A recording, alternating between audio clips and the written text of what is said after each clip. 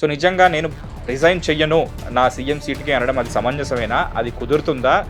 ఆమెకి రెసిగ్నేషన్ দিতে হবে? No, not that. Now also I want to say that we didn't lose the election. It is their forceful attempt. చాలా serious issue అండి. మమతా బెనర్జీది ఇప్పుడు కనుక ఎవరన్నా చాలా తేలికగా తీసుకున్నట్టయితే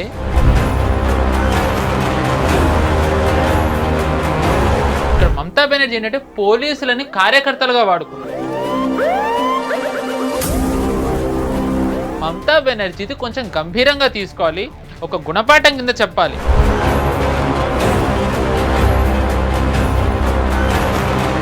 ఎందుకు ఓడిపోయాము, ఎక్కడ ఓడిపోయాము, ఓడిపోయిన కారణాలు ఏంటి? దాడులు చెయ్యలేదు అని ఎవ్వరూ అన్నారు, ఖచ్చితంగా దాడులు జరిగాయి.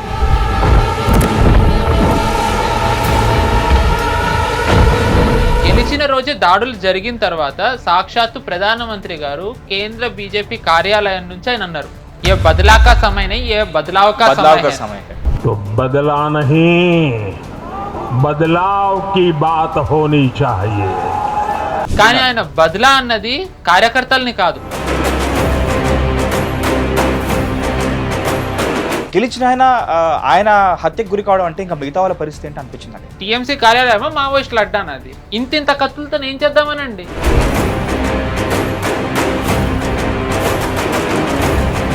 ఆవిడ ఎలాంటి స్థితిలో అయితే ఆ ఇంట్లో ఉంటుందో అలాంటి స్థితిలో కొన్ని వందల మంది మహిళలు ఉన్నారు అక్కడ సందేశ్ ఖాళీలో.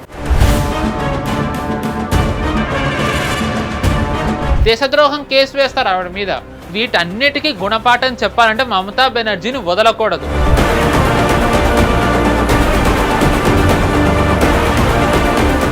హిట్ టీవీ ప్రేక్షకులకు నమస్కారం, నేను మీ మహేష్. అండ్ ఇప్పుడు తాజా పరిణామాలకు వద్దాం. ఇది ఎలా ఉందంటే గల్లీ క్రికెట్లో ఎవరిదైతే బ్యాట్ ఓనర్ ఉంటాడో వాడు అవుట్ అయిపోయిన తర్వాత కూడా నేను బ్యాట్ ఇవ్వను అని చెప్పేసి మాలం చేస్తూ ఉంటాడు. అలా ఉంది ఇప్పుడు పశ్చిమ బెంగాల్లో పరిస్థితి. టీఎంసీ దారుణంగా ఓడిపోయిన విషయం మనకు తెలిసింది 2026 అసెంబ్లీ ఎలక్షన్స్లో. మిగతా 5 రాష్ట్రాల్లో ఒకటైన వెస్ట్ బెంగాల్లో ఏదైతే జరిగిందో ఓడిపోయిన విషయం మనకు తెలిసిందే.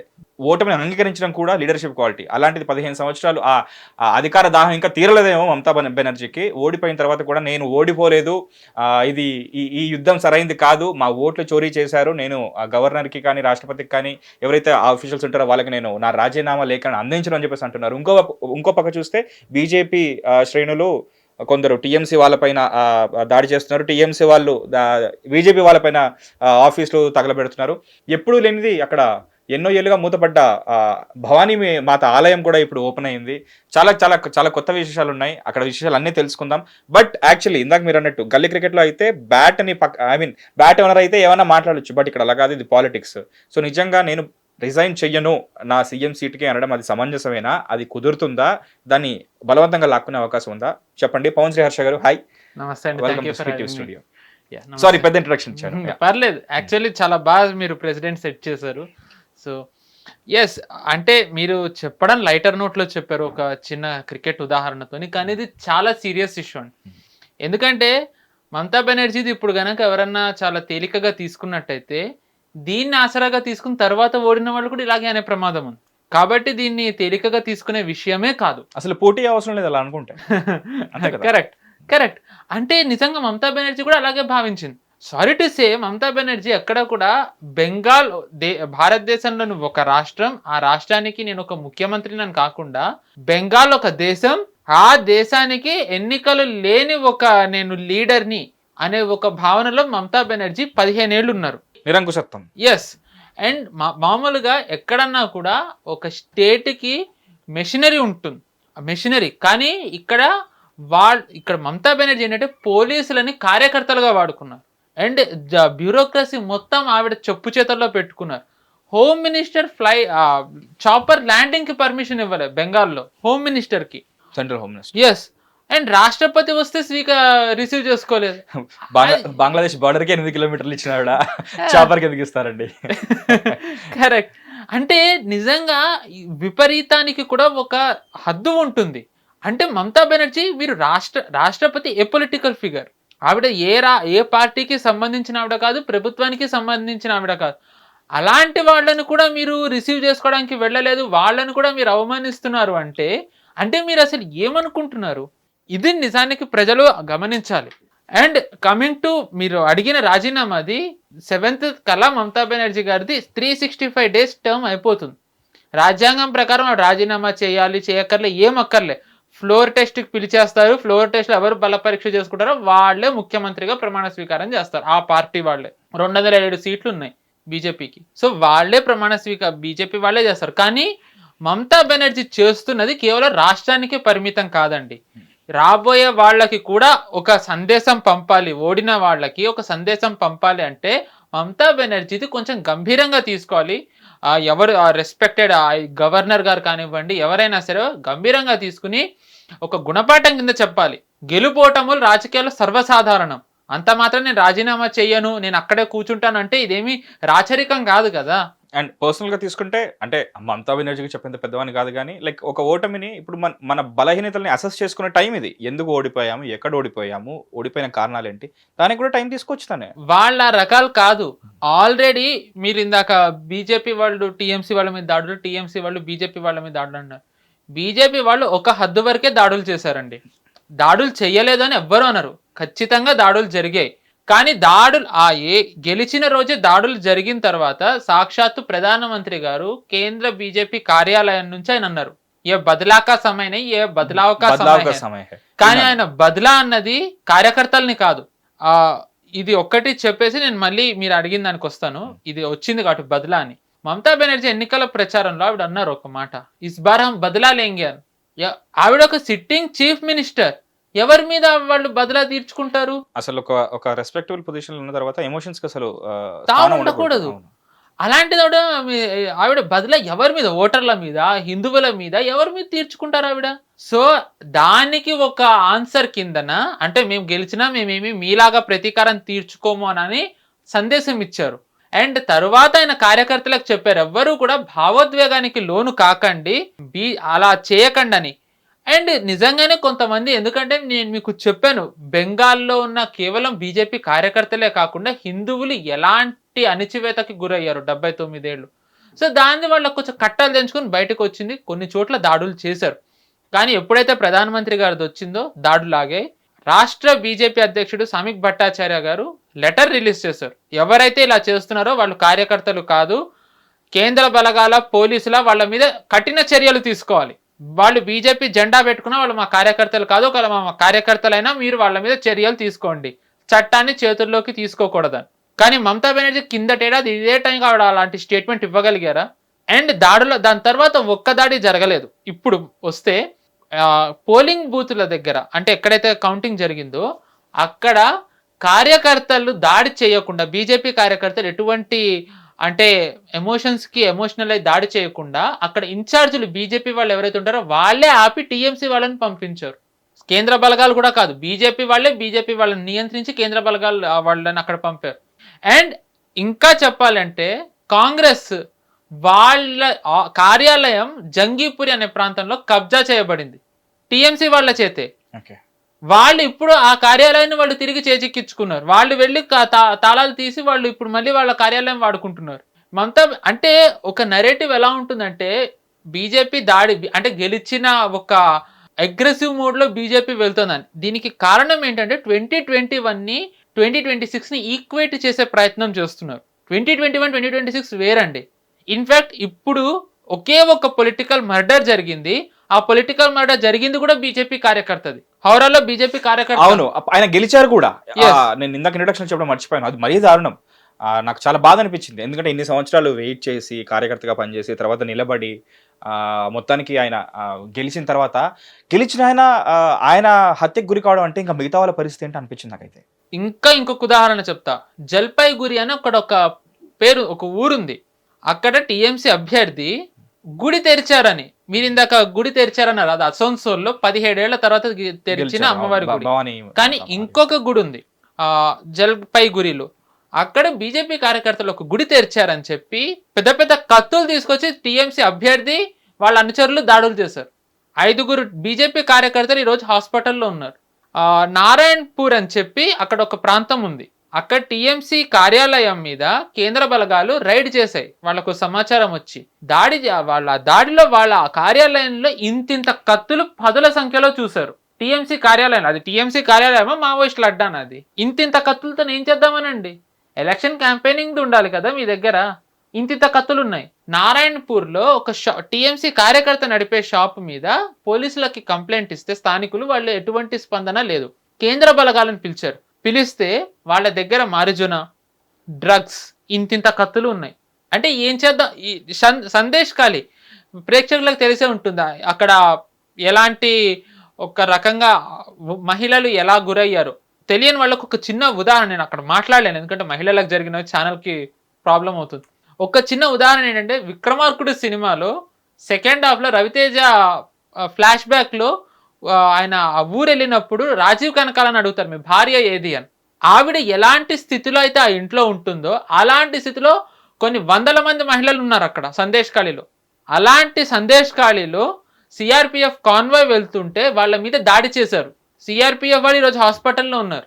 మనం మామూలుగా కాన్వాయ్ వెళ్తుంటే దాడులు అనేవి జమ్మూ కాశ్మీర్లో ఉంటాం, ఇప్పుడు అది పశ్చిమ బెంగాల్లో కూడా జరుగుతుంది. ఈ దాడులు చేయడానికనే మమతా బెనర్జీ కౌంటింగ్ జరిగే రోజు 4వ తారీఖున సుప్రీంకోర్టులో ఒక పిటిషన్ వేశారు. మమతా బెనర్జీ అంటే టీఎంసీ పార్టీ, కేంద్ర బలగాలు ఇక్కడ వద్దు, ఎన్నికలు అయిపోయాయి కాబట్టి కేంద్ర బలగాలే తప్పించేయండి అని. సుప్రీంకోర్టు అంది ఎలక్షన్ కమిషన్ పరిస్థితిని వాళ్ళు సమీక్షించి వాళ్ళు నిర్ణయం తీసుకుంటారని. కేంద్ర బలగాలు ఉంటేనే హౌరాలో బీజేపీ కార్యకర్త పోయాడు. కేంద్ర బలగాలు ఉంటేనే 5 బీజేపీ కార్యకర్తలు హాస్పిటల్లో ఉన్నారు. కేంద్ర బలగాలు ఉంటేనే వీళ్ళు ఇన్ని చోట్ల కత్తులతోని వీళ్ళతోని షాపుల్లో ఉన్నారు, కార్యాలయాలు ఉన్నారు. కేంద్ర బలగాలు లేకపోతే అందులో ఇంత ఎమోషనల్గా బయటకు వచ్చిన హిందువుల పరిస్థితి ఏమవుతుందండి? ఒక్కసారి చెప్పండి. ఎందుకు ఇది చెప్తున్నానంటే, 2014లో బీజేపీ గెలిచినప్పుడు పూర్తి ఆధిక్యంతో బీజేపీ కార్యకర్తలు సంబరాలు చేసుకున్నారు. 2017లో ఉత్తరప్రదేశ్లో బీజేపీ గెలిచినప్పుడు కార్యకర్తలు, నేతలు, సమర్థించే వాళ్ళు సంబరాలు చేసుకున్నారు. కానీ 2026లో పశ్చిమ బెంగాల్లో బీజేపీ గెలిచిన తర్వాత హిందువులు సంబరాలు చేసుకుంటున్నారు. పార్టీతో సంబంధం లేదు, కులంతో సంబంధం లేదు, కేవలం హిందూ అనేవాళ్ళే బయటకు వచ్చి వాళ్ళు సంబరాలు చేసుకుంటున్నారు. ఒక ఉదాహరణ ఏంటంటే, మమతా బెనర్జీ ఇంటి బయట కొంతమంది జై శ్రీరామ్ అంటూ నినాదాలు తీస్తూ వెళ్లారు. పోలీసులు వాళ్ళని అరెస్ట్ చేద్దాం అనుకున్నారు, ఎందుకంటే సీఎం ఇంకా ఒక రకంగా సిట్టింగ్ చీఫ్ మినిస్టర్ అఫీషియల్ గా ఇంకా. అయితే వాళ్ళు విచారణ చేస్తే తెలిసింది ఏంటి అంటే, వాళ్ళు బీజేపీ కార్యకర్తలు కాదు, కేవలం స్థానిక హిందువులు. ఎందుకు ఇలా చేశారంటే, మాకు ఇప్పుడు స్వాతంత్రం వచ్చిందని అన్నారు. అంటే ఎవరైనా నిన్న 79 ఏళ్లకు ఇప్పుడు స్వాతంత్రం వచ్చింది, నేనేదో కల్పితం సృష్టించాను అనుకున్నట్టయితే అక్కడ టీఎంసీ పోలీసులే చెప్తున్నారు ఇది. అంటే అక్కడ హిందువులు ఎలాంటి అణిచివేతకు గురయ్యారు, వాళ్ళు ఇప్పుడు ఎంత స్వతంత్రంగా వాళ్ళు ఫీల్ అవుతున్నారు. ఈ టైంలో ఈ మర్డర్ జరిగి ఈ వెపన్స్ అన్ని దొరికితే అండ్ టీఎంసీ వాళ్ళు సిఆర్పిఎఫ్ వద్దన్నారు అంటే కేంద్ర బలగాలని, వాళ్ళు ఏం చేద్దాం అనుకున్నారు? ఆ హిందువులని ఏదైతే బదలానందో మమతా బెనర్జీ అది చేద్దామన్నా.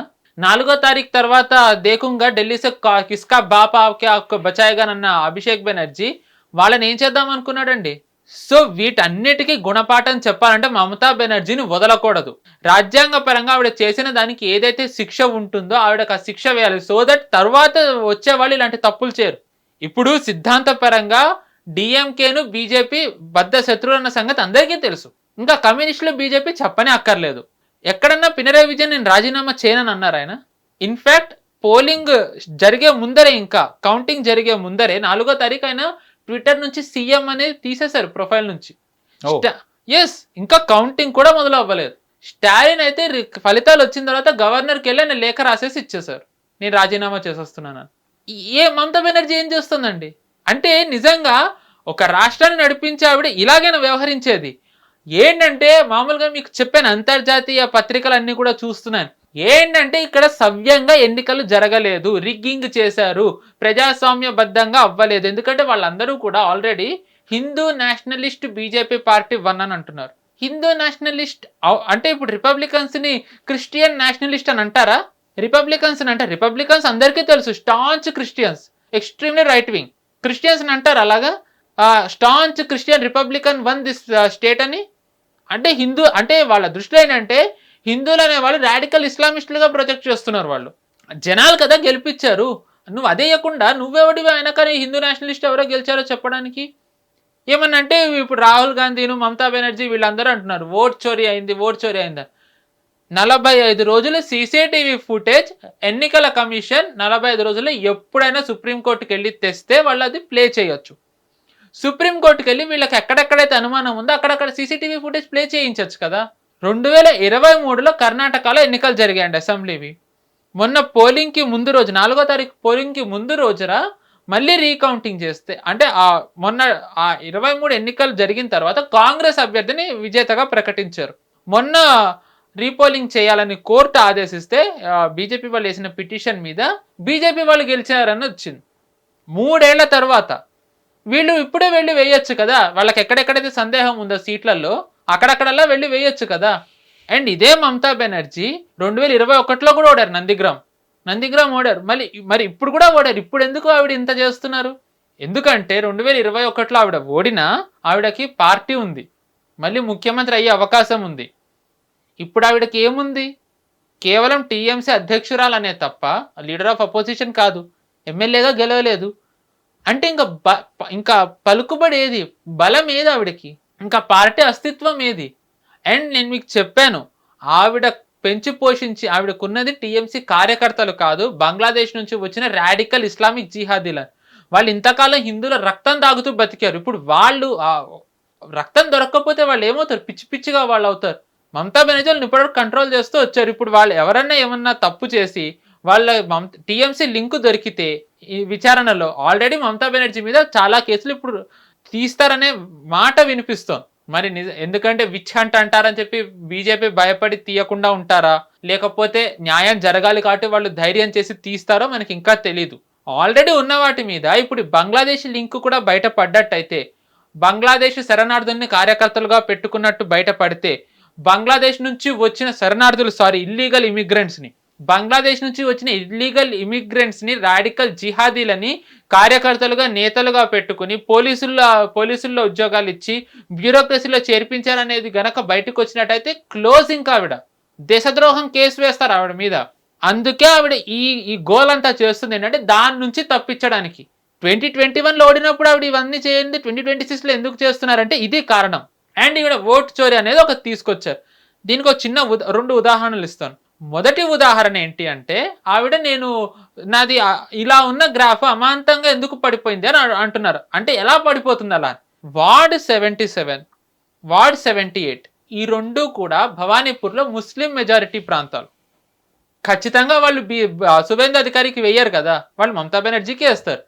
దాని తరువాత వచ్చిన వార్డులన్నీ కూడా సిక్కులవి, గుజరాతీలవి, రాజస్థానీలవి. గుజరాతీలని మహువా మొయిత్రా నానా పరుష పదజాలం వాడారు. ఐ థింక్ సయాని ఘోష్ అనుకుంటా వాళ్ళ ఎంపీ. సిక్కులని నానా రకాలుగా ఎన్ని రకాలుగా అవమానించచ్చు అన్ని రకాలుగా అవమానించారు. అండ్ ఇంత అవమానించి వాళ్ళు ఇప్పుడు బీజేపీకి వేయకుండా టీఎంసీకి వేస్తారని ఎలా అనుకున్నారు? ఇది ప్రధాన కారణం మమతా బెనర్జీ ఓడడానికి. అంతేకాని ఓట్ చోరీ అది కాదు.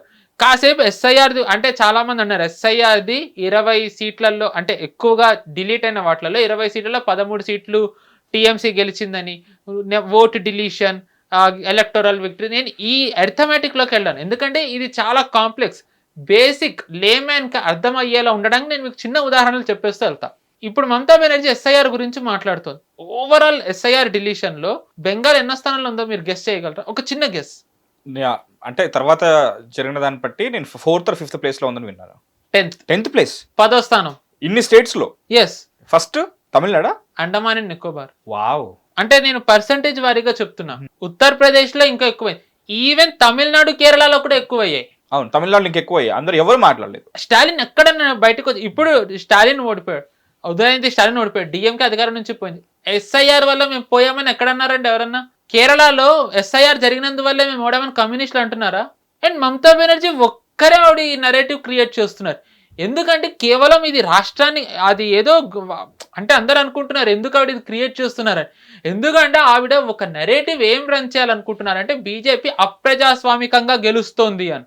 ఇంటర్నేషనల్ మీడియాకు ఆవిడ ఇది ఇచ్చి మనది మామూలుగానే వీళ్ళు మన డెమోక్రసీది అది అంటారు కాబట్టి దాన్ని ఇంకా యాంప్లిఫై చేద్దామని, అక్కడ ఉన్న స్థానికంగా ఉన్న రాడికల్ వాళ్ళని రెచ్చగొట్టాలని. మీరు గమనించినట్టయితే మమతా బెనర్జీ ప్రెస్ మీట్ పెట్టే టైంలోనే హౌరాలో బీజేపీ కార్యకర్తది హత్య జరిగింది. దాని తర్వాత సందేశ్ ఖాళీలో సిఆర్పిఎఫ్ కాన్వాయ్ మీద దాడి జరిగింది. ఇప్పుడు మమతా బెనర్జీ నేను రాజీనామా చేయాలని రెచ్చగొడుతున్నారు ఆవిడ కార్యకర్తల్ని. మీరు అమిత్ షా గారి ఫేమస్ ఉంటుంది, మేము ఆ క్రోనాలజీ సమజీ అందుకే సిఆర్పిఎఫ్ బలగాలను 6 నెలల వరకు ఇక్కడ నుంచి కదపము అన్నది అందుకే.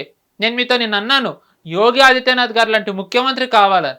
ఎందుకంటే ఇప్పుడు వాళ్ళకి తెలుసు ఇక్కడ ఎలాంటి సంఘటనలు జరగబోతున్నాయో. సో వాళ్ళు వాటన్నిటిని తట్టుకోవడానికే ఇప్పుడు సాక్షాత్తు ముఖ్యమంత్రిగా ఎవరిని ఎన్నుకోవాలనడానికి అమిత్ షా గారే దిగారు. ఇన్ఛార్జ్ కిందన అమిత్ షా గారే వస్తున్నారు ఇప్పుడు బెంగాల్. అంటే మీరు ఒక్కసారి తీవ్రత ఎంత ఉందో ఒక్కసారి అర్థం చేసుకోండి. So Mamata Banerjee she's not at all a normal leader, she's the dangerous. Terrorist అనడానికి కూడా లేదు, కానీ టెర్రరిస్టులు ఇంకా అట్లీస్ట్ వాళ్ళు ముందర ఉంటారు. టెర్రరిస్ట్ సింపథైజర్స్ ఇంకా డేంజర్, వాళ్ళని పెంచి పోషించే వాళ్ళు ఇంకా డేంజర్.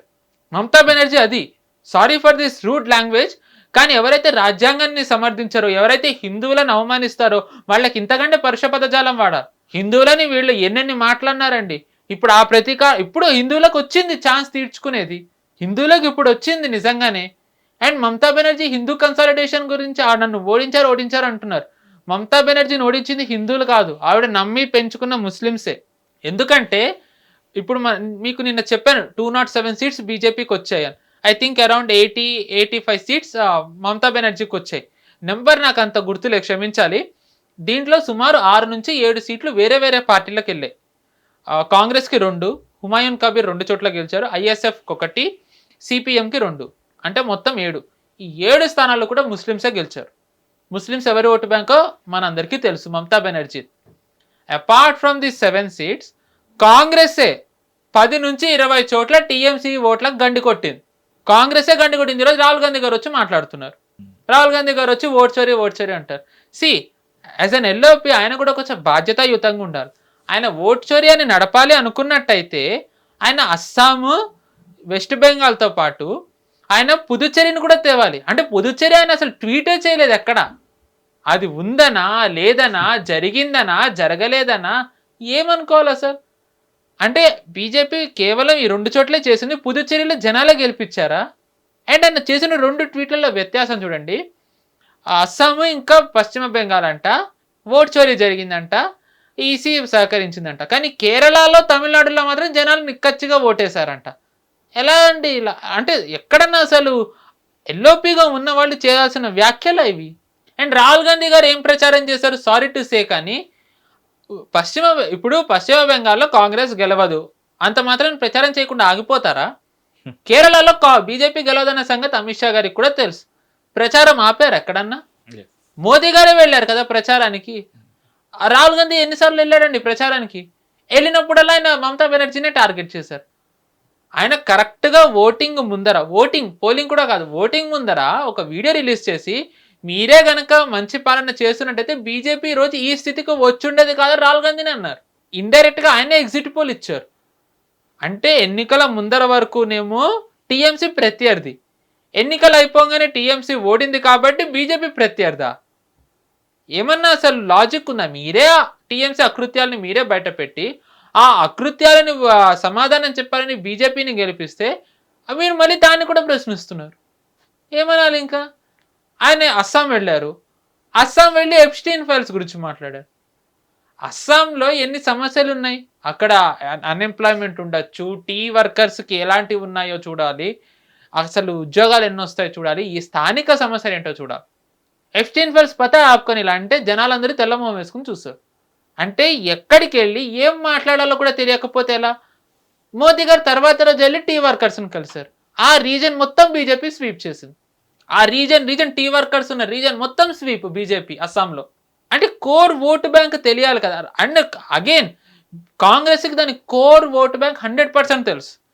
ఎందుకంటున్నానంటే ఈరోజు మీకు నిన్న చెప్పాను హిందూ కన్సాలిడేషన్ అస్సాంలో ఫుల్ జరిగిందని. దాని ఉదాహరణ ఏంటి అంటే 19 సీట్లు కాంగ్రెస్ గెలిచింది అస్సాంలో, దాంట్లో 18 సీట్లు ముస్లిమ్సే గెలిచారు, కేవలం ఒక్క సీట్ హిందూ. ఓకే. కాంగ్రెస్ ఇక్కడ మీకు చెప్పాను నిన్న సచిన్ పైలట్ అని ఆయన ప్రచారం చేశారు, ఆయనే మొత్తం వ్యూహకర్త కింద వ్యవహరించారు. ఆయన కేవలం సెలెక్ట్ చేసుకున్నది ముస్లిం పాకెట్స్, ముర్షిదాబాద్, నాదియా, మాల్దా. ఇవి కాంగ్రెస్ గెలిచిన 2 ముస్లిమ్సే. కాంగ్రెస్కి ఓటు పర్సంటేజ్ కూడా ముస్లిం ఎక్కువ ఉన్న చోటే వచ్చింది. సరే కేరళలో ఇండియన్ యూనియన్ ముస్లిం లీగ్తోనే పొత్తు పెట్టుకున్నారు. తమిళనాడులో ఇండియన్ యూనియన్ ముస్లిం లీగ్తో పాటు సనాతన ధర్మాన్ని నిర్మూలిస్తానన్న డిఎంకేతోనే మీరు పొత్తు పెట్టుకున్నారు. ఇంకా హిందువులు మిమ్మల్ని ఎలా నమ్ముతారు? హిందువులు మిమ్మల్ని నమ్మాలి అంటే ఇలాంటివన్నీ వ్యవహారాలు చేస్తూ మీరు హిందువులు నమ్మాలంటే ఎలా నమ్ముతారు? ఇంకొక ప్రధాన కారణం వీళ్ళ భయానికి ఏంటి అంటే బెంగాల్లో మామూలుగా హిందుత్వ గడ్ అంటే చాలా మంది ఉత్తరప్రదేశ్ అంటారు, అయోధ్య ఉంది కాబట్టి, ఇప్పుడు బీజేపీ ఉంది కాబట్టి, లేదంటే గుజరాత్ అంటారు ఎందుకంటే మోదీ గారు ఉన్నారు కాబట్టి.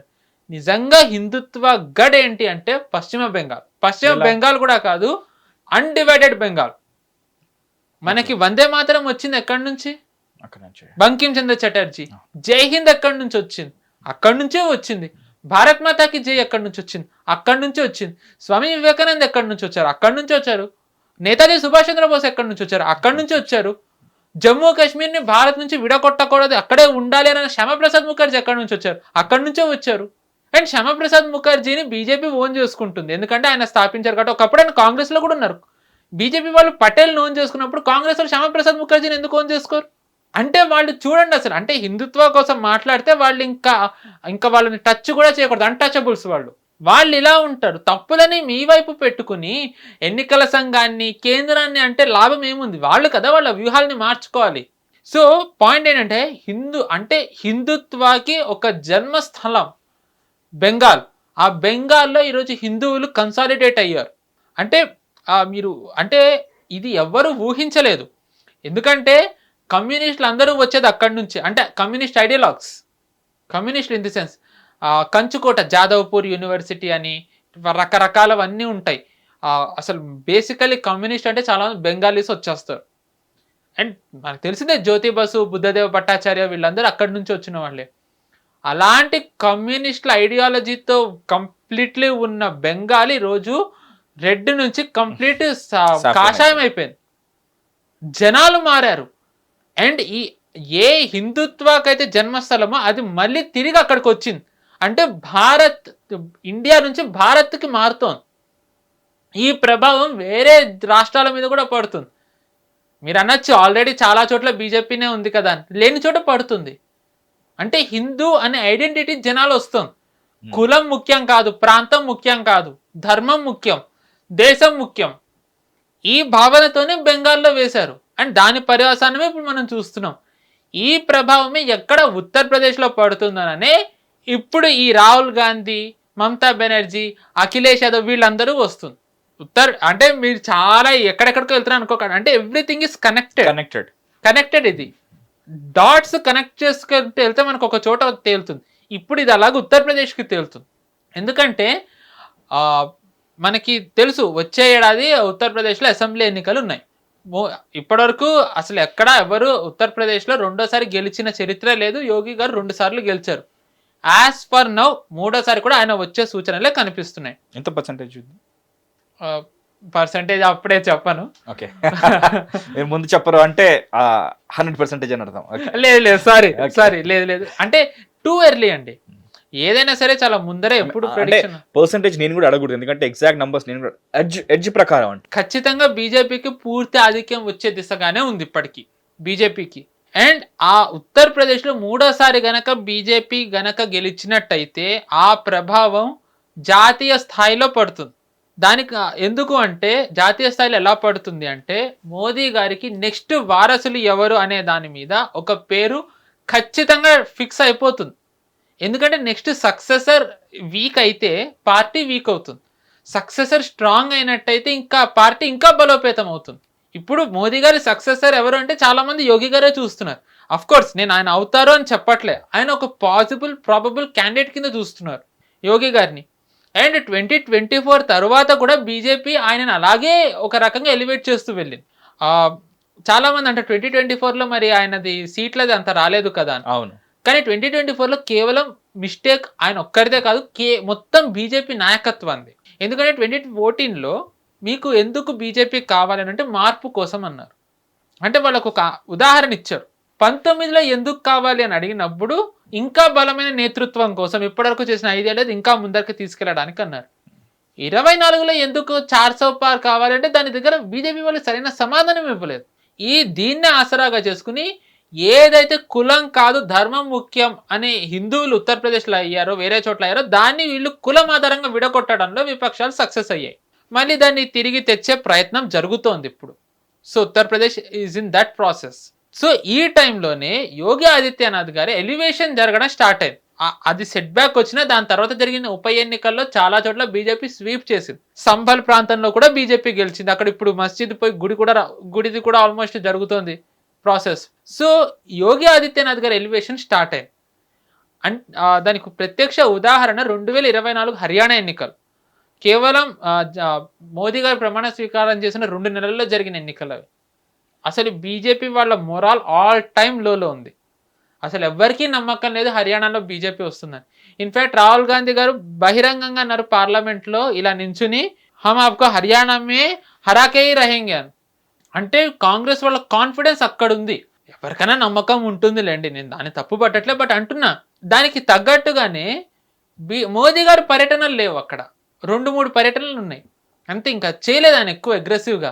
కానీ ఈ టైంలోనే ఆ రాష్ట్రంలో పర్యటించిన అత్యధిక పర్యటనలు చేసిన వ్యక్తి ఎవరు అంటే యోగి ఆదిత్యనాథ్ గారు. ఈ ఎన్నికలు జరిగే కొంచెం ముందరే బంగ్లాదేశ్లో షేక్ హసీనా కూ జరిగింది. అక్కడ హిందువులది మనకు తెలిసింది, దీపు చంద్రదాస్. అది ఆయన దాన్ని ఉదాహరణగా చేస్తూ బటేంగేతో కటేంగే అనే నినాదం ఇచ్చారు. అది బాగా పనిచేసింది. హర్యానాలో ఆయన బీజేపీ గెలవడానికి ఆయన ప్రధాన కారణం అయ్యారు. తర్వాత మహారాష్ట్రలో కూడా ఆయన ప్రచారం చేశారు, ఫలితం బాగానే వచ్చింది. ఆయన ఢిల్లీలో ప్రచారం చేయలేదు, ఎందుకంటే ఆ టైంకి ఇఫ్ ఐమ్ నాట్ రాంగ్ అక్కడ మహాకుంభమేళ అవుతుంది ఉత్తరప్రదేశ్లో. అయితే ఢిల్లీలో ఆయన ప్రచారం చేయకపోతే ఏమైందని బటేంగితో కటేంగిని ఫ్లెక్సీలు పోస్టర్లు వెలిసాయి. జనాలే ర్యాలీలో అనుకుంటూ వెళ్ళారు. అంటే ఒక మాట ఆ మనిషి ప్రచారం చేయకపోయినా అది ఎలా రిజనేట్ అవుతుందో ఒకసారి ఢిల్లీ ఉదాహరణ. బీహార్లో చేశారు ప్రచారం, మంచి ఫలితం వచ్చింది. బెంగాల్లో 85% స్ట్రైక్ రేట్ ఆయన ప్రచారం చేసిన చోట 85%. సో అంటే యోగి ఆదిత్యనాథ్ గారికి పాన్ ఇండియా ఇమేజ్ వస్తుంది. మనకి బుల్డోజర్ మోడల్ అనేది తెలిసింది ఎక్కడికి వెళ్ళినా. 21లో గొడవలు జరిగిన తర్వాత పశ్చిమ బెంగాల్లో చాలా మంది అన్నారు మాకు బుల్డోజర్ బాబా కావాలి అని. సో అంటే యోగి ఆదిత్యనాథ్ గారు కూడా ప్రూవ్ చేశారు రాష్ట్రంలో ఆయన ఏం చేయగలరు అని. సో దీనివల్ల ఇప్పుడు ఆయన ఒక రకంగా చాలా సేఫ్ జోన్లో, స్ట్రాంగ్ జోన్లో ఉన్నారు అసెంబ్లీ ఎన్నికలకు వెళ్ళే టైంలో. ఇప్పుడు ఇటువైపు చూసుకుంటే అఖిలేష్ యాదవ్ అసలు ఏం చేస్తున్నారు ఆయన ఎవరికీ తెలియదు. భగవాన్ జాన్ ఆయన ఏం చేస్తారో, ట్వీట్ చేస్తారో వదిలేస్తారు. ఒక ప్రతిపక్ష నేత అంటే గ్రౌండ్లో ఉండాలి కదా, గ్రౌండ్లో ఉండాలి, ప్రభుత్వాన్ని ప్రశ్నించాలి, నిద్ర లేకుండా చేయాలి. అఖిలేష్ యాదవ్ అవేం చేయరు. ఆయన కేవలం ఎంచుకున్నది ఏంటంటే కులాల వారీగా హిందువులను విడగొట్టాలి, అదొక్కటైనా పెట్టుకున్నారు. ఐ థింక్ మన ప్రేక్షకులకి సురేష్ సార్ డిస్కస్ చేసే ఉంటారని అనుకుంటున్నాను. నోయిడాలో ప్రొటెస్టులు జరిగాయి కిందటి నెల. జీతభత్యాలు పెంచాలి అని చెప్పి అక్కడ కార్మికులు ప్రొటెస్టులు చేశారు. యోగి ఆదిత్యనాథ్ గారు ఓకే అన్నారు దానికి, అది వాళ్ళది డిమాండ్ సమంజసమే అని అన్నారు, ఓకే. కానీ దీంట్లో కొన్ని యాంటీ నేషనల్ మూమెంట్స్ కలిసాయి. నిజానికి దాని ద్వారా మొత్తం ఉత్తరప్రదేశ్లో స్టాండ్ స్టిల్ చేశాలనుకున్నారు, దాన్ని పాకించి దేశం మొత్తం రగిల్చాలని అనుకున్నారు. Can you believe that? ఉత్తరప్రదేశ్లో కేవలం జీతభత్యాలు పెంచాలనేది నేషన్ వైడ్ ప్రొటెస్ట్ చేయాలనుకున్నారు. కానీ యోగి ఆదిత్యనాథ్ గారు మొత్తం సప్రెస్ చేసేసారు. ఎవరైతే ప్రొటెస్ట్ పేరుతోనే యాంటీ నేషనల్స్ దూరారో వాళ్ళని, ఎవరైతే నిజంగా వాళ్ళది డిమాండ్ సరైందని అనుకున్నారో వాళ్ళందరికీ జీతభత్యాలు పెంచాలి అని చెప్పి ఆయన ఆదేశాలు ఇచ్చారు, పెంచారు కూడా. దాని తర్వాత ఆయన చర్యలు తీసుకోవడం మొదలుపెట్టారు. తవ్వుకుంటూ వెళ్తే ఐఎస్ఐ లింక్ వచ్చింది, సమాజ్వాదీ పార్టీ వాళ్ళ లింక్ వచ్చింది. ఇది వ్యవహారం కాదు కదా, ప్రభుత్వం గెలవాలి అంటే ఇది ఇలా కాదు, మీరు పోటీ చేసి కదా గెలవాలి, నరేటివ్ నడిపి కదా గెలవాలి. ఇలా గొడవలు సృష్టించి పాకిస్తాన్తో కలిసి చేస్తే ఎలా? ఆ యూజీసీ తర్వాత బ్రాహ్మిన్స్ వేరు, దళితులు వేరు, ఎస్సీ ఎస్టీలు వేరు, ఓబీసీలు వేరు, ఈ నరేటివ్ కూడా నడుపుతూ వచ్చారు. అంటే హిందువులని కులాల వారీగా విడగొడుతున్నారు. ఇదే బీజేపీకి అతి పెద్ద ఛాలెంజ్. ఇది ఒక్క ఛాలెంజ్ కనుక ఓవర్కమ్ అయినట్టయితే 250 to 320 సీట్స్ ఖచ్చితంగా వస్తాయి. బట్ అది కొంచెం నిజంగానే పెద్ద ఛాలెంజ్ అది. లైక్ దాన్ని ఎలా అంటే ఏదో ఒక కార్యాచరణ, ఏదో ఒక ఉండాలి కదా, దానికి ఏ విధంగా ప్లాన్ చేస్తున్నారు అంటారు? వాళ్ళు చేస్తే ఖచ్చితంగా మనకు చెప్పారు, అది గ్రౌండ్లో జరుగుతుంది. I think close door meetings పెడుతూ ఉంటారు, ఇంటలెక్చువల్స్తో భేటీలు పెట్టి జనాల్లోకి వెళ్ళడం.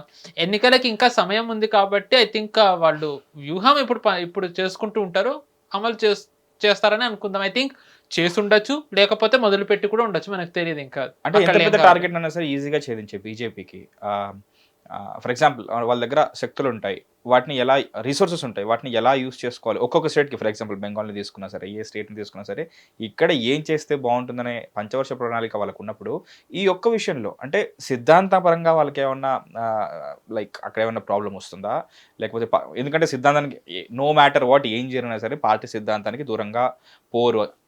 ఆమ్ ఆద్మీ పార్టీకి జరిగింది అదే, అందుకే పార్టీలోనే చీలికలు వచ్చాయి, రాఘవ్ చడ్డ కూడా బయటకు వచ్చారని చెప్పేసి మనం రీసెంట్లీ మనం దానికి సంబంధించి మాట్లాడుకున్నాం.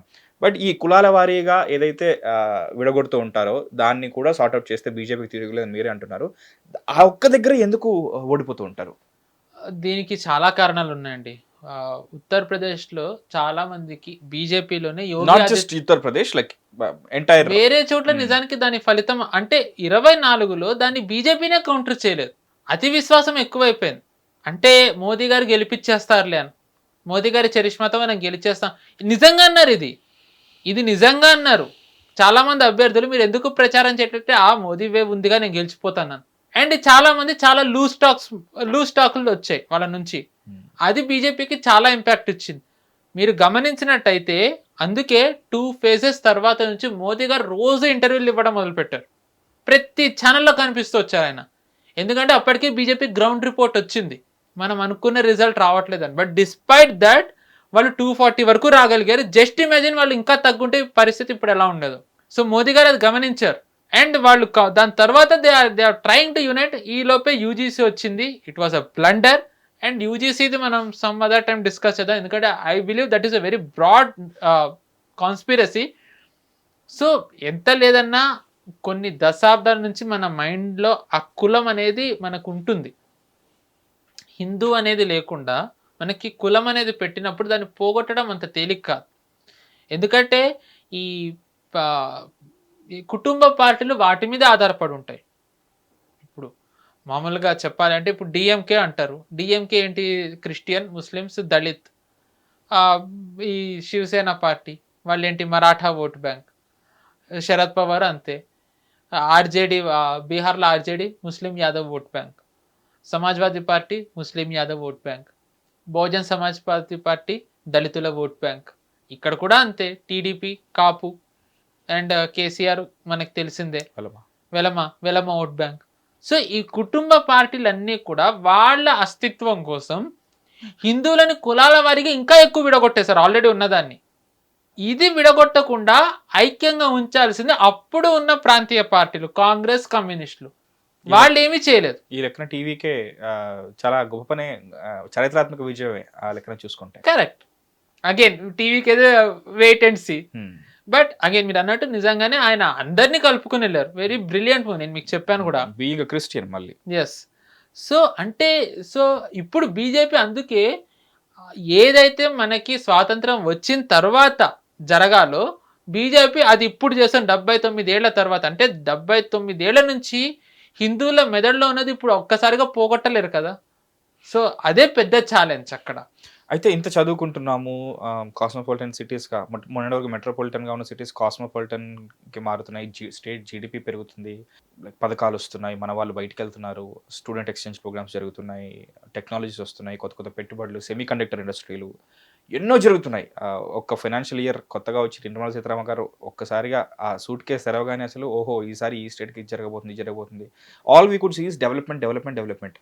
మీరు అన్నట్టు లైక్ వేలూనుకుపోయిన ఆ కుల వ్యవస్థని నిర్మూలించే విధంగా నరేటివ్ ఎందుకు ఉండట్లేదు? లైక్ దీని మీద చాలా మంది క్వశ్చన్ చేస్తూ ఉంటారు. అది తేనె తుట్ట, అదంత తేలిగ్గా కదపలేరు.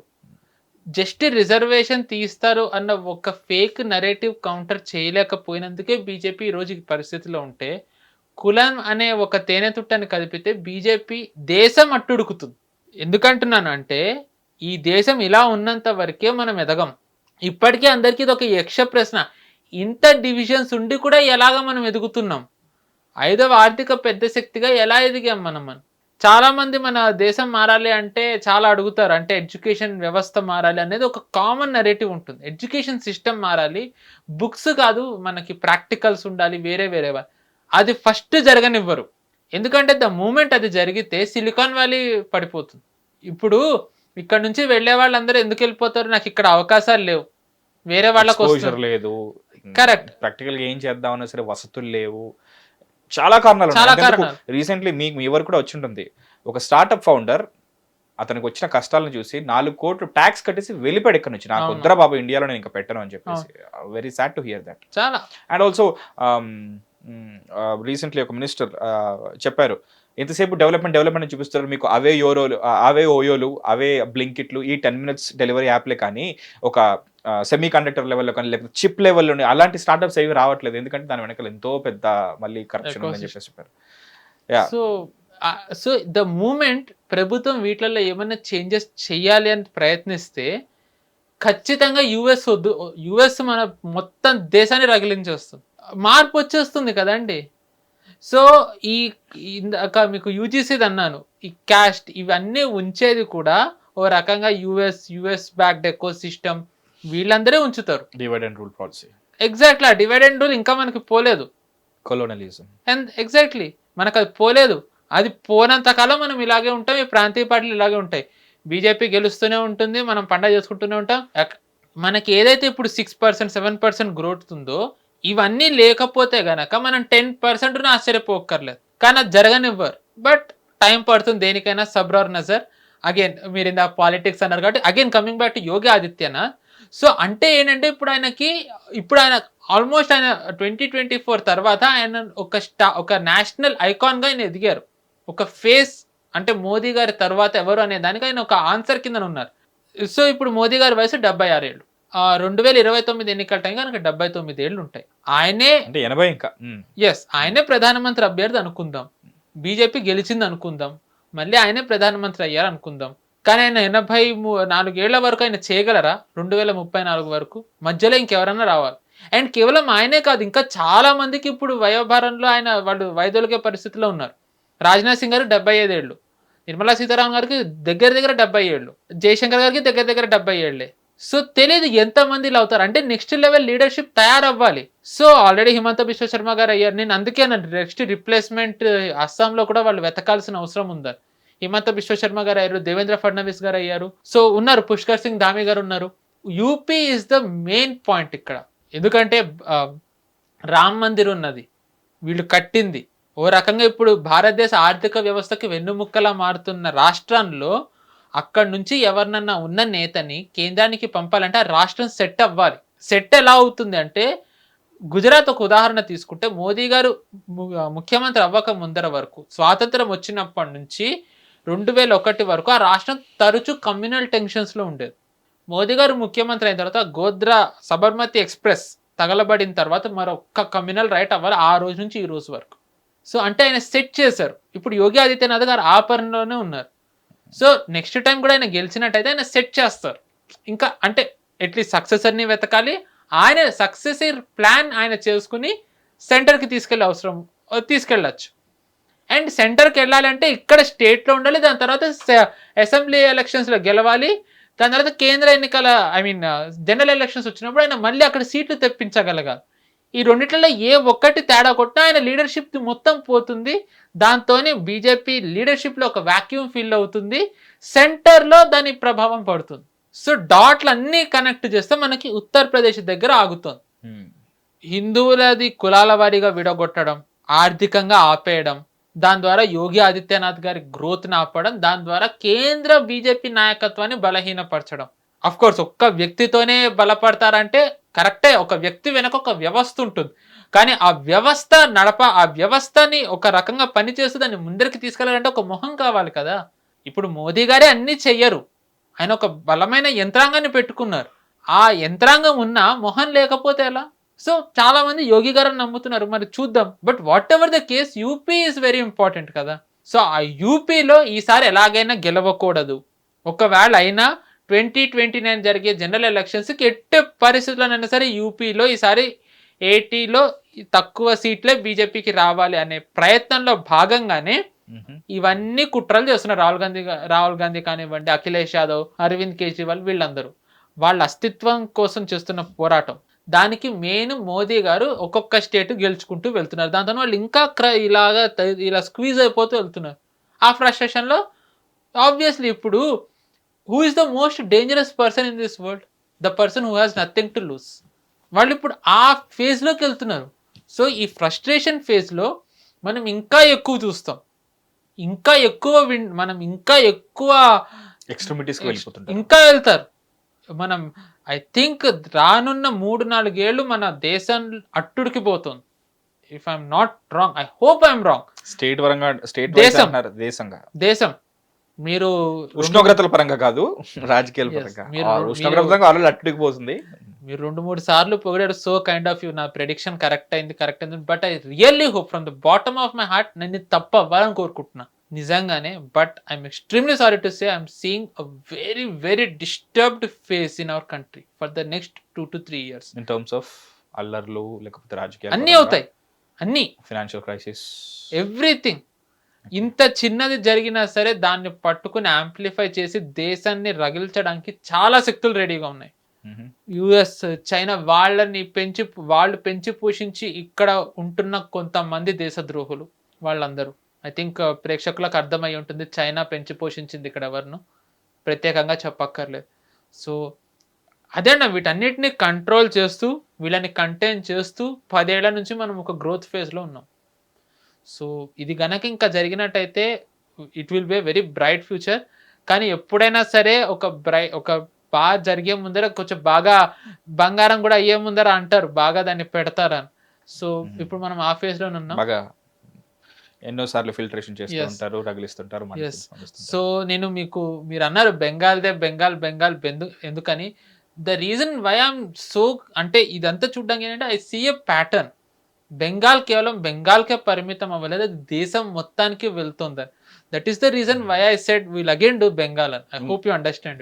ఇప్పుడు ఇంకా బెటర్ గా అర్థం చేయడానికి, బాడీ మొత్తంలో ఉన్న వైరస్ ని ఏదో ఒక చోటు నుంచి దాన్ని కిల్ చేయాలంటే ఏదో ఒక చోటు నుంచి ఒక ఇంజెక్షన్ ఇస్తారు. అది కాస్త బాడీ మొత్తం సర్క్యులేటరీ సిస్టమ్ నుంచి మొత్తం ఇంకా మెడిసిన్ అంతా పాకి తర్వాత మెల్లిగా దాన్ని చేస్తుంది కాబట్టి. సో ఇండియాలో ఈ ఇన్ఫిల్ట్రేటర్స్ కానీ లేకపోతే రెఫ్యూజీస్ కాదు వాళ్ళు, సో వచ్చి ఇక్కడ చొరబడ్డ శక్తులు ఎవరైతే ఉన్నారో. ఒక నిమిషం, సారీ అండి, ఇందాక నేను ఐ థింక్ నేను మళ్ళీ అన్నాను అనుకుంటే, మళ్ళీ అనండి పర్లేదు. ఇల్లీగల్ ఇన్ఫిల్ట్రేటర్స్ ఎవరైతే ఉన్నారో, సో లైక్ యూనో అంటే నేను వాళ్ళని వైరస్ అంటున్నానని కాదు, అంటే ఇంకా బెటర్ గా అర్థం వైరస్ అండి, లేదు, దే ఆర్ ట్రూలీ వైరస్. నేను న్యూట్రల్ గా ఉండాలి కాబట్టి I can't take any sides. I will say they are virus. Corona virus కంటే చాలా ప్రమాదకరం వాళ్ళు. దానికి వ్యాక్సిన్ దొరికింది, మనకి ఇప్పటివరకు వ్యాక్సిన్ లేదు. కరోనా వైరస్ కి 4 ఏళ్లలోపే వ్యాక్సిన్ కనుక్కున్నాం. 79 ఏళ్ళ నుంచి మనకి దరిద్రం ఉంది, ఇంకా వ్యాక్సిన్ లేదు. దీమక్ బన్కే జీతే కుచ్లో ఏం చేయగలం మనం? సో దేశాల్లోకి చొరబడుతున్న ఆ గేట్ వేనే ముందు ఆపేస్తే ఆ తర్వాత లోపల ఉన్న వాళ్ళు ఎలాగో బయటకు పంపచ్చు, కొత్త వాళ్ళని రానియకుండా ఆపచ్చు అనే ఉద్దేశంతో. కానీ అక్కడ కంట్రోల్ ఉండాలి. అక్కడ కంట్రోల్ ఉండాలంటే ముందు అక్కడ కేంద్రం నుంచి అక్కడ మన గవర్నమెంట్ ఉండాలి. అక్కడ దీన్ని ప్రక్షాళన చేసే గవర్నమెంట్ ఉండాలి. ముఖ్యంగా కాంగ్రెస్ ఉంటే అది ఏం చేస్తుందో మీకు తెలుసు, వేరే గవర్నమెంట్ ఉంటే ఏం చేస్తుందో తెలుసు, బీజేపీ ఉంటే ఏం చేస్తుందో తెలుసు. సో అది సాధించడానికి ఇంత హోంవర్క్ చేశారు. 15 సంవత్సరాలుగా అక్కడే ఉండి గ్రౌండ్లో ఉండి లైక్ యూనో ఎట్లా అంట ఓపిక పట్టి ఒక్కొక్క రోజు 15 సంవత్సరాలు అంటే అది చిన్న విషయం కాదు. అండ్ బీజేపీ అండి ఇప్పుడు అంటే 15 ఏళ్ళది అంటున్నారు, పార్టీ పెట్టినప్పటి నుంచి వాళ్ళు ఎన్నో అవమానాలు ఎదుర్కొన్నారండి. రామ్ మందిర్ విషయంలో మందిర్ వహీ బనాయింగే తారీఖ్ నే బతాయింగే. నిజంగా వాళ్ళు ఎంత ఇవి విని విని విని వాళ్ళు ఎలా ఉండాలి, కానీ వాళ్ళు ఓపికగా ఉన్నారు. ఈ రోజు ఏమైంది, మందిర్ కట్టారు, ఆర్టికల్ 370 తీస్తామంటే అందరూ ఎక్కిరించారు. అవకాశ లేని వాళ్ళు ట్వీట్లు పెట్టి బీజేపీని, మోదీ గారిని, అమిత్ షా గారిని అన్నారు. వాళ్ళ కాలి బూట్లు కడిగే స్థాయి లేని ధ్రువరాటి లాంటి వాళ్ళు ప్రతి మేనిఫెస్టోలో ఆర్టికల్ 370 తీశారు, సిఏ ఇంప్లిమెంట్ చేశారు. దేఖ్తే రయ్యే, వీళ్ళు ట్వీట్లు పెడుతూనే ఉంటారు. ఈ ఇల్లీగల్ ఇన్ఫిల్ట్రేటర్స్ కూడా సమాధానం వీళ్ళు తీసుకొస్తారు, అప్పుడు వీళ్ళు ఏడుస్తూనే ఉండాలి. దాని మీద కూడా మనం వీడియో చేద్దాం. ఈ పరిణామం తర్వాత అంటే వెస్ట్ బెంగాల్లో బీజేపీ గెలిచిన తర్వాత నేను ధ్రువరాటి వీడియోస్ చూడలేదు. Actually I have to see అక్కడ అతని రియాక్షన్ ఏంటో. ఇక్కడ కనపడలేదు. మామూలుగా తను చేస్తుంటే నా వరకు వచ్చేయేమో, నేను చూడలేదు. బట్ చూడాలనుకుంటున్నాను లైక్ అతని వర్షన్ ఏముంటుందో. అండ్ ఇంకొక వీడియో చూసాను, అప్పటి నుంచి మీరు మాట్లాడుతుంటే ఫోన్ చూసుకుంటుంటే వీడేంటి ఫోన్ చూసుకుంటాను అనుకుంటారేమో. నేను యాక్చువల్లీ ఒక మీమ్ వీడియో సేవ్ చేశాను. అదేంటంటే ఒక టీఎంసీ కార్యకర్త, ఇది మీకు ఫుల్ వీడియో చూపిస్తాను అనమాట. తలకి కట్టుకొని ఉన్నారు, నన్ను వచ్చి కొట్టారు అని చెప్పేసి చెప్తుంటే మధ్యలోంచి వచ్చేసి అలా కట్టు తీయగానే అక్కడ ఏం లేదు, అసలు దెబ్బ లేదు, ఏం లేదు, జస్ట్ కట్టు మాత్రమే ఉన్నారు. సో మళ్ళీ అప్పుడే అంటే దెబ్బ తిన్నా వెంటనే అక్కడ అందరి మీద దాడి చేస్తూ ఉన్నారు. ఇదొకటి. అండ్ చాలా సారీ టు ఇంటరప్ట్ అండి, చాలా ఏవైతే దాడులు జరిగే టీఎంసీ వాళ్ళు పెడుతున్నారో అవి ఫేక్ న్యూస్లు. అన్నీ కాదు, but majority are fake news. వాళ్ళు రన్ చేస్తున్నారు, ఎప్పటివో జరిగినా వాళ్ళు తీస్తున్నారు, ఎక్కడెక్కడో జరిగిన పాతవి పాతవి కూడా కాదు, ఎక్కడెక్కడో జరిగినవి. పాతవి బీజేపీ వాళ్ళు చేసే టీఎంసీ బతకనిచ్చే వాళ్ళే కాదు కదా. So no scope. ఎక్కడెక్కడో జరిగిన వాళ్ళు ఇక్కడ ఆపాదించి పెడుతున్నారు ఫేక్ న్యూస్లు. Okay, ya please. And Chandrababu Naidu గారికి ఒక లేఖ వచ్చింది. అదేంటంటే ఇక్కడ జరగబోతున్న ఒక జాతరలో జంతు బలులని చేయకూడదు అని చెప్పేసి. దాని గురించి మీకు ఏమైనా ఐడియా ఉంది? ఎందుకంటే మీరు తెలుగు పాలిటిక్స్ పట్టించుకోవాలి అంటారు కాబట్టి నాకు మీ ఆన్సర్ తెలుసు, but still I have to ask that question కాబట్టి ఐఎమ్ సారీ అండి, నో ఐడియా. ఓకే, మీకు తెలియదు కాబట్టి కనీసం నేను మీకు చెప్తాను. ఎక్కడి నుంచి అంటే కేంద్ర మాజీ మంత్రి మేనకా గాంధీ గారు సీఎం చంద్రబాబు నాయుడు గారికి లేఖ రాశారు. తిరుపతిలో ఈ నెల 18, 19 జరగబోతున్న గంగమ్మ ఆలయం దగ్గర జరిగే జంతు బలులను నిషేధించాలని కోరారు. So this happened. సో మీరు నేషనల్ వైడ్ అన్నిటి గురించి, నేషనల్ పాలిటిక్స్ గురించి మాకు ఇస్తుంటారు కాబట్టి స్టేట్ లో ఏం జరుగుతుందో మీకు చెప్పాలన్నమాట. సో దట్ ఐ థింక్ దీని రియాక్షన్ ఎలా ఉందో మీరే చెప్పాలి. దేని గురించి? జంతు బలి ఆపాలి అన్నది ఆయన ఏం సమాధానం ఇచ్చారన్నది ఇంకా తెలియలేదు. ఎందుకంటే చాలా మంది నమ్మకాలతో కూడుకున్న పని అది. నాకు దీనిపైన చాలా ఇది ఉంటాయి. ఎందుకంటే ప్రతిరోజు కొన్ని వందల మేకలను కోస్తూ ఉంటారు మటన్ కోసం అని చెప్పేసి. బట్ ఒక గుడి దగ్గరకు వచ్చేసరికి ఒక పండగ విషయంలో వీళ్ళు జోక్యం చేసుకోవడం అంటే నాకు అర్థం కావట్లేదు. అలా అని చెప్పేసి నేను దీన్ని సమర్థించట్లేదు, దాన్ని సమర్థించట్లేదు. బట్ సీఎం పొజిషన్లో ఉండి ఆయన ఏం చెప్తారో అనేది నేను వెయిట్ చేస్తున్నాను. So I'm not supporting anyone. నేను చేయని పొజిషన్లో ఉంటాను. స్క్రీన్ ప్లే లాక్ ఏంటంటే నేను న్యూట్రల్గా ఉండాలి, అది మీరు గమనించుకోవాలి. ఆఫ్ కెమెరా మనం 100 మాట్లాడుకోవచ్చు. But please let me know అంటే నాకు చాలా ఆశ్చర్యంగా ఉంది, మీరు ఎందుకు స్టేట్ గురించి పట్టించుకోవట్లేదు, మిగతా అన్ని విషయాలు పట్టించుకుంటున్నారు. రీజన్స్ ఏం పర్లేదు. బట్ ఎలక్షన్స్ అయిపోయి మొత్తం నంబర్స్ క్లియర్గా వచ్చిన తర్వాత కూడా గెలుపు ఎవరిది అని తెలిసిన తర్వాత కూడా లేదు ఇది గెలుపు కాదు, ఇది న్యాయమైన గెలుపు కాదు, నేను అక్కడి నుంచి కదలను అని చెప్పేసి మమతా బెనర్జీ అక్కడ కూర్చోవడం ఏంటో, అక్కడ పరిస్థితి ఏంటి, అక్కడే కూర్చుంటే ఏం జరుగుతుంది, అక్కడ నుంచి పక్కకు జరపాలంటే ఏం చేయాలి, అసలు అక్కడ జరగడానికి యోగి ఆదిత్యనాథ్ గారి పేరు ఇప్పుడు ఎందుకు మనం ఇప్పుడు చర్చల్లో వచ్చింది, దానికి కనెక్టెడ్గా ఉన్న డాట్స్ అన్ని ఎక్కడెక్కడ ఇంటర్లింక్డ్ ఉన్నాయి, అది మళ్ళీ ఇంటర్నేషనల్ లెవెల్లో ఎలా ఇంటర్లింక్డ్ ఉన్నాయి అన్ని క్లియర్గా మాకు ఎక్స్ప్లెయిన్ చేసినందుకు చాలా చాలా చాలా thanks. Thank you for having me and మళ్ళీ ఒప్పుకున్నందుకు thank you. Stay tuned into hit TV, this is Mahesh. Hit TV app, ఇందులో short news, live news, entertainment shows, movies, digital magazines తో పాటు మీ జిల్లా వార్తలను కూడా ఫ్రీగా చూడొచ్చు. ఇంకెందుకు ఆలస్యం, వెంటనే హిట్ టీవీ యాప్ ని డౌన్లోడ్ చేసుకుని ఫ్రీగా ఎంటర్టైన్మెంట్ పొందండి. Hit TV app. Hit TV app. Please download hit TV app. Hit TV app ని ఫ్రీగా డౌన్లోడ్ చేసుకొని ఎంజాయ్ చేయండి. మీకు నచ్చిన ఎంటర్టైన్మెంట్ కోసం హిట్ టీవీ యాప్ ని ఫ్రీగా డౌన్లోడ్ చేసుకొని ఎంజాయ్ చేయండి. హిట్ టీవీ యాప్ ని డౌన్లోడ్ చేసుకుని ఆస్వాదించండి, ఆశీర్వదించండి. ఇంతమంది సెలబ్రిటీలు హిట్ టీవీ యాప్ ని డౌన్లోడ్ చేసుకోండి అని చెప్తున్నారంటే ఎంత మంచి యాప్ ఆలోచించండి. అమెరికా అమెరికా అమెరికా అమెరికాలో చదవాలనుకునే వాళ్ళకి విశ్వసనీయమైన పేరు మన శౌర్య కన్సల్టెన్సీ. UK లో 1 year masters, UK లో 1 year masters, 2 years work permit up to 5 years visa. Contact Saurya Consultancy. Contact 89851 89851.